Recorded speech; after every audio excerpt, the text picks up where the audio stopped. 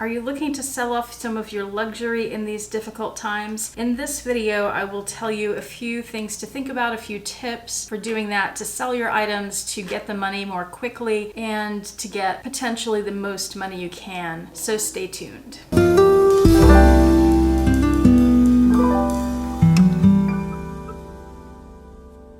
Hi YouTube, Autumn Beckman here. Welcome to my channel, or welcome back to my channel. My channel is all about luxury living on a budget, from high-end luxury handbags to the everyday luxuries of life. If that sounds interesting to you, please make sure that you subscribe, click the bell notification icon to be notified when I post new videos, and be sure to like the videos that you enjoy. Today's topic is a little bit difficult, I guess, because it concerns something that a lot of us maybe don't want to do and need to do because we're going through difficult times right now. This coronavirus, at least in the US, has put a lot of people out of work, and a lot of people are really struggling right now because of that, because a lot of businesses aren't open, or a lot of people have stopped buying things, so businesses haven't been able to sustain their employees. It's really difficult, and I hope that you're not in that situation, but if you are, or if you're thinking you just want to stash a little more money away, or for whatever other reason you might want to be selling some luxury items right now, I have 10 questions that you can ask yourself while you're looking at selling these items online. First, I'll tell you some places to sell online, and I'm going to say up front here, a little disclaimer, I have not actually sold at any of these places except one item to Fashionphile once. So that's the only place I have even a little experience with. So I can't really recommend any place over another. I will say that I think Fashionphile is a great business. I know they're reputable. I did find them very easy to sell to. However, I have heard that they don't always offer the highest prices to use. So if you're really looking to get the most for your money, you may want to go with one of the other places, but with Fashionphile you can get your money fast. I'll also say that with the coronavirus crisis right now, a lot of businesses like Fashionphile are temporarily closed and unable to accept orders, or to ship orders, or to have their accountants send checks out. So because of those reasons, I didn't go through and make like a spreadsheet of which businesses check off these things and the questions that I'm going to ask, because some of that information is changing from day to day right now. All right, so some places you can sell online. I'm going to look at my notes here and read this list to you. And these are all places that I would either trust, or I've heard other people say that they trust. People I trust say they trust. That makes sense? To sell your items. All right, Fashionphile is first, of course. The Real Real is another place. Tradesy, Yoogi's Closet, Rebag, Bag, Borrow, or Steal, Anne's Fabulous Finds. That's the one that I have the least experience with, but I saw it recommended by a website like InStyle or something, so that sounded legit to me. Poshmark, What Goes Around Comes Around, and Vestaire Collective. And then there are also eBay and Etsy. Now some of these sites will take your items directly and just pay you for them. Some other ones are consignment shops where you don't get the money until your item sells. Both of those, the company lists the items, sells the items for you, they deal with the shipping. Some of these, like eBay and Etsy, you would list the item yourself and you deal with shipping. So here are the 10 questions I would ask myself before I decide to sell right now, or before I decide who to sell through. Number one, who is currently accepting products? So who is currently open for business, or hopefully will be soon, or has figured something out where they can accept products right now and be able to pay you. Number two, who pays up front versus consignment when sold? So like I said, Fashionphile, for example, will buy the item up front for you and then take care of the sale themselves, whereas someone like the Real Real is on a consignment. So it's my understanding with them that you send the item to them and you don't get paid until they sell it. Maybe I'm wrong, but that's usually how consignments work. Question 3, who discounts without your permission, which may lower your payment? So this would happen more with a consignment shop. I've heard people say that with the Real Real, they've consigned something with them, and once items are on the website for a certain amount of time, they may discount them, or they may have your item as part of a sale and it's discounted. If the item sells at that discounted price, that means your commission is lower. lower. And again, don't quote me on that, but I've heard this has happened to people. Question 4, who allows you to list versus they do everything? So that was what I just said. Some sites you list the item yourself, so eBay, Etsy, Tradesy, Poshmark. The other sites, the one I'm familiar with anyway, you send your item to them and they take care of the listing and the shipping. Question 5, who takes a percentage of your sale in fees? So eBay, for example, you sell the item and you get the full price, but they will take a fee from that. It's a percentage of the sale, I believe. And also keep in mind that if you have the eBay money deposited to PayPal, PayPal may also take fees. Question 6, how are you paid? So that ties to the last one. Some people will direct deposit, some people will put the money into PayPal, some will send you a check, some give you store credit.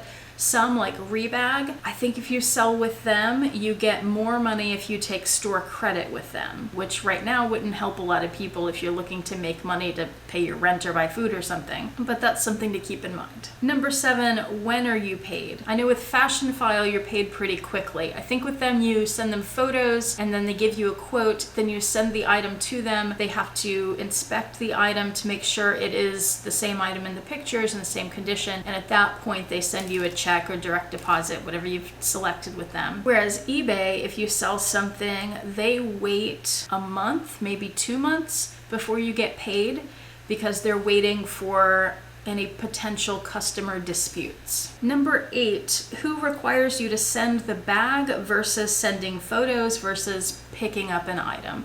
The RealReal, I was looking at their policies the other day, and they have a few options. You can ship items to them. They can also, in some cases, in some places, pick up items from you. Depends on where you are. But like I said, with Fashionphile, you send them photos, and then you send the item if they accept it. Question 8, who has a larger audience, which means your item might sell faster? So somebody like Fashionphile has a very large audience. You're going to get more eyes on the item that you're trying to sell. Of course, that's not a consignment situation, so it doesn't matter. Let's go with a different example. So someone like the RealReal, they have a large audience. And if your item is on consignment with them, you've got more eyes seeing the item. So there's potentially a higher chance there for you to sell the item. Whereas if you go with Rebag, that's a smaller company, fewer people know about them, fewer people will see your item. So you'd have a smaller chance of selling. Of course, if it's not on consignment, that doesn't matter. If you're going with a company that just pays you up front, then you don't have to worry about that. And question 10, who has the lowest prices when they're reselling your item? And that may help it sell faster. So this again would be only if you're dealing with a consignment situation. One of the things that you'd have to weigh in the process of selling a luxury item is deciding, do you need the most money for it or do you need the fastest money from it? Like, do you need money right now and it can be a little lower because you need it right now, or are you willing to wait to get a higher number? So keep that in mind to decide that up front before you decide on who you want to sell with. I'm going to give you a couple of tips here before you decide to sell, and that is be careful with a place like eBay. I would say be careful with any place where you are listing the item yourself, but especially with eBay, because the stories that I have heard, I've sold through eBay, but I've never sold luxury items through them.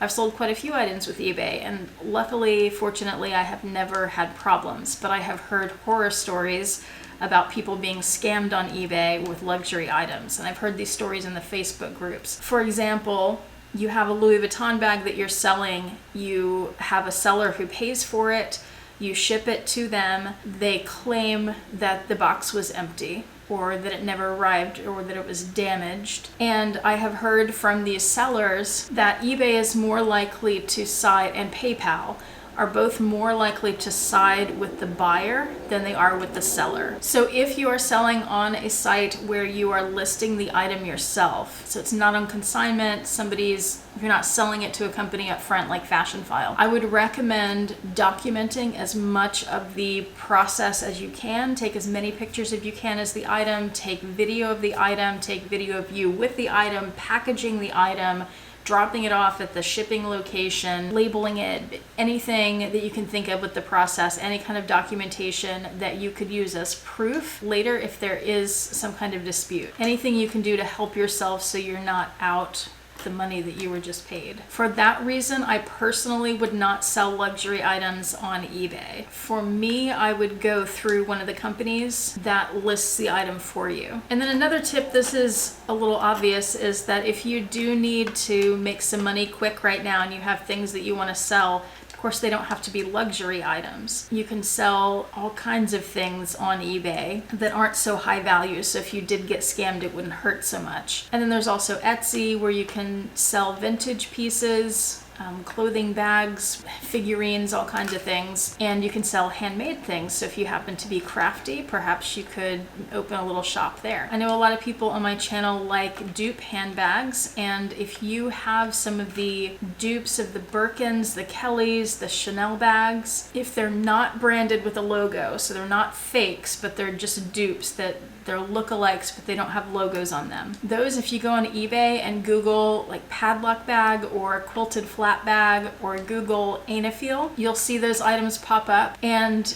based on that, they have held their value really well. So you can sell those bags if you need to for what you paid for them, or sometimes a little more. I would also keep in mind, when you're looking to sell something that's a luxury item right now during this crisis, that a lot of people are not buying luxury. For that reason, I would go, rather than going consignment, I would go with a place like Fashionphile that pays you up front. So just keep that in mind. If you put something on consignment right now, or if you list it yourself somewhere, maybe quite a while before it sells. Because of that, people are really holding on to their money right now and only buying essentials. So those are my tips for the moment. If you are in a position where you're having to sell things, I'm really sorry. I empathize with you. I've been in that place before. I'm very fortunate right now that I'm still working and still getting paid. That is one of the reasons that we can justify these luxury handbags, isn't it? That the time comes that we need to sell them,